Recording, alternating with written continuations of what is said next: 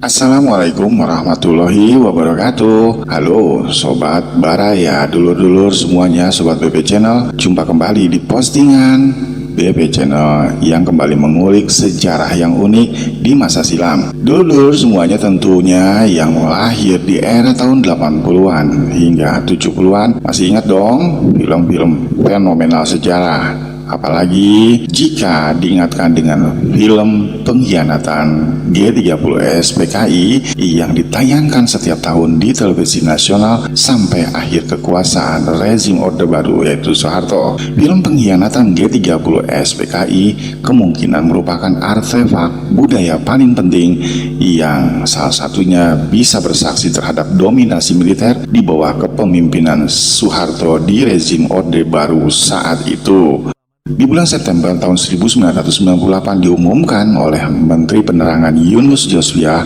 bahwa film ini tidak akan diputar atau diedarkan kembali. Di samping beberapa film lainnya yaitu seperti film Janur Kuning tahun 1979 dan juga film Serangan Fajar tahun 1981 karena dianggap berbau rekayasa sejarah dan mengkultuskan seseorang. Apalagi saat itu kalau bukan yang dimaksud adalah Presiden Soeharto. Terlepas dari sisi politik atau anggapan rekayasa, sesungguhnya film fenomenal tersebut digarap dengan sangat detail yang hasilnya cukup mencengangkan banyak orang di saat itu. Bahkan bisa dibilang sampai saat ini film perumpamaan Pengkhianatan G30S PKI ini merupakan salah satu film terbaik dalam sejarah kancah perfilman Indonesia. Dan inilah beberapa fakta menarik di balik layar pemutaran film penumpasan Pengkhianatan G30S PKI. Simak videonya hingga selesai ya lur, biar nggak gagal paham. Fakta yang pertama, adanya musik latarnya yang sangat fenomenal dan terkenal hingga saat ini adalah seorang musisi yang bernama MB Senur yang saat itu konon jadi musik director film ini. Seperti sudah paham akan dibawa kemana arahnya pembuatan film tersebut, maka akhirnya latar belakang musik pun dibuat sedemikian rupa dan terasa sangat mencekam. Dan tampaknya aransemen musik buatan dari MB Senur itu sukses mengawal viralnya film tersebut. Karena memang itu tujuan dari film propaganda ini, memberikan kesan yang sangat mengerikan dan tentunya juga kejam tentang PKI. Dari mulai awal film yang memperlihatkan adanya Bung Karno di Istana Bogor, musiknya saja sudah sangat menyayat telinga dan menimbulkan rasa mencekam bagi setiap orang yang melihat film tersebut. Belum lagi adanya narasi yang sangat kaku, dingin, serta latar suara berita radio yang menceritakan kondisi rawannya situasi politik di saat itu. Musiknya memang tidak membuat kita kaget dan dibuat berdebar-debar seperti adanya film-film horor pada umumnya, tapi pelan namun pasti. Suara dan latar dari background musik film tersebut sungguh menyayat, seolah-olah mengiris kuping dan hati para pemirsa film tersebut. Konon judul di awal film tersebut dinamakan dengan titel Sejarah Orde Baru atau biasa disingkat SOB. Konon film tersebut juga adalah film terlaris nomor 1 di Jakarta di tahun 1984 dengan total 699.282 pemirsa pada saat launching pertama kalinya. Dan menurut data bidang perfilman Indonesia, jumlah tersebut konon merupakan rekor tersendiri yang belum terpecahkan hingga di tahun 1995 silam. Fakta yang kedua, setting yang dilakukan dalam pembuatan film tersebut konon dilakukan berpindah-pindah dari mulai Istana Bogor, di rumah para panglima, dan juga ada cuplikan di TK Ade Irma Suryani dan beberapa ruang-ruang sempit yang dipenuhi asap rokok khas zaman dulu. Tempat rapat-rapat gelap PKI juga ada dalam cuplikan film tersebut. Dan tentu saja tempat fenomenal yaitu lubang buaya. Selingan dari suasana masyarakat miskin yang sedang antri beras, beberapa coretan-coretan manipul Uzbek di tembok-tembok dan juga atap rumah di sekitar cuplikan film tersebut, dan adanya poster Bung Karno, semuanya menggambarkan suasana tahun 60-an silam dengan sangat akurat dan memberikan kesan betapa sangat mencekamnya situasi saat itu. Walaupun di kemudian hari ada sedikit protes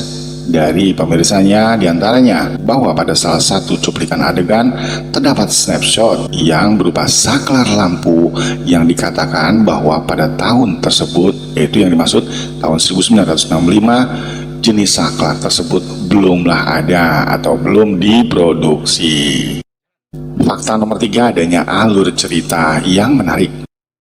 Durasi film yang hampir 4 jam lamanya tersebut sama sekali tidaklah bertele-tele. Malahan sebagian orang mengatakan dibuat tegang terus-menerus selama film tersebut diputar, karena setiap adegan memberikan kesan penting dan juga suasana mencekam dan genting di dalam film tersebut. Ditambah lagi keharuan untuk mengetahui isi film dengan sangat baik dan benar bagi para pegawai negeri dan juga anak-anak sekolah di zaman itu, karena tentunya akan keluar pada ujian. Akhirnya hal itu membuat pengalaman menonton film ini menjadi semakin mendebarkan dan juga tegang tentunya ya. Adegan kekerasan dan kekejaman dalam film tersebut tidak usah ditanya lagi guys. Betapa sangat sadisnya ketika para jenderal disiksa dengan latar belakang lagu genjer-genjer tersebut.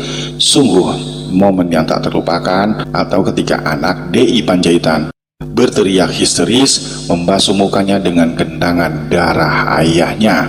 Dan tentu saja tertembaknya adik Irma menambah bombastis teror sampai ke alam bawah sadar para pemirsanya, yang akhirnya membuat siapapun yang mendengar kata PKI pastinya akan merinding disco. Hehehe. Fakta yang keempat, dialog. Dulur-dulur semuanya atau beberapa orang tentunya tidak asing dengan ungkapan-ungkapan tentang adanya cuplikan pembicaraan atau dialog dalam film tersebut, seperti darah itu merah jenderal, atau ada lagi ungkapan Jawa adalah kunci. Ada juga ungkapan tegas tentang dialog hari H, jam D, dan banyak lagi. Dan tak kalah penting juga cuplikan kalimat bukan main wanginya minyak wangi jenderal, begitu harum sehingga mengalahkan bau amis darah sendiri. Dialog-dialog tersebut tentunya sangatlah kuat dalam ingatan pemirsanya, karena film ini sendiri adalah sebuah bentuk propaganda sejarah. Setiap kalimat dan fakta yang hendak diceritakan haruslah jelas tentunya ya, sehingga konon mengingatkan para penontonnya setiap detail sejarah dari nama-nama dan juga peristiwa yang hendak digarisbawahi dalam film tersebut. Semakin keren karena Anda sama sekali tidak bosan tentunya menonton film tersebut, padahal di balik isi film tersebut sangatlah syarat dengan muatan sejarah dan tentunya propagandanya. Fakta yang kelima, yaitu pemain. Film ini konon bisa dibilang film terbesar dalam sejarah film-film Indonesia. Tidak kurang dari 10.000 figuran dan juga 120 artis atau tokoh-tokoh yang terkenal yang ikut memerankan tokoh-tokoh nyata di balik film tersebut. Contohnya adalah sastrawan Omar Khayyam sebagai Bung Karno, sastrawan dan juga wartawan senior Syubah Asha yang memerankan tokoh DN Aidit. Ada juga tokoh sosok Amaroso Katamsi yang berperan menjadi Soeharto, dan juga Wawan Wanizar yang memerankan Pierre Tendean. Ada juga Ajudan Nasution yang tertembak menggantikan komandannya saat itu. Meskipun akting para pemainnya tidak ada yang terlalu istimewa, semacam akting beramai-ramai, namun tipikal drama dokumenter sangat syarat di dalam film tersebut. Dan sebagian orang mengatakan justru kesan kaku dan dinginnya para pemain saat memerankan tokoh-tokohnya masing-masing menambah nuansa serius dan juga mencekam selama film tersebut diputar. Film ini sesungguhnya digarap dan dikerjakan oleh sutradara senior kenamaan yaitu Arifin Senor yang dibantu konon oleh G. Dwi Payana, seorang direktur PPFN saat itu, yang berkonsultasi dengan Gunawan Muhammad dari harian Tempo dalam suatu pagi sambil jogging bersama dan berkata jika PPFN ingin membuat film tentang Pak Harto yang tentunya sangat bagus. Maka dilakukanlah diskusi di antara mereka. Gunawan Muhammad lalu mengusulkan Arifin Sinur sebagai sutradara di film tersebut, dan akhirnya film ini ternyata sangat ampuh sebagai film fenomenal yang bermuatan propaganda anti komunis setelah diwajibkan oleh pemerintah Orde Baru untuk senantiasa diputar di semua stasiun televisi di setiap tahunnya, tepat di tanggal 30 September, yang juga konon sekaligus untuk memperingati insiden gerakan 30 September di tahun 1965. Bisa dibilang film tersebut masuk dalam kategori film Indonesia jadul yang membuat trauma banyak orang. Bukan cuma trauma personal tentunya, tapi juga trauma bangsa Indonesia. Nah, jika dulu ingin menonton film tersebut haruslah dipaksa, saat ini kita bisa menilai film ini lebih dari sisi artistiknya, pemerannya, dan juga settingannya, bukan dari sisi propagandanya tentunya ya lur. Lalu kapan terakhir Anda nonton film tersebut? Nah, bagi generasi milenial yang tentunya belum pernah menonton film tersebut, bisa dicari dan dinikmati di berbagai platform seperti YouTube, Facebook, dan juga lain-lainnya.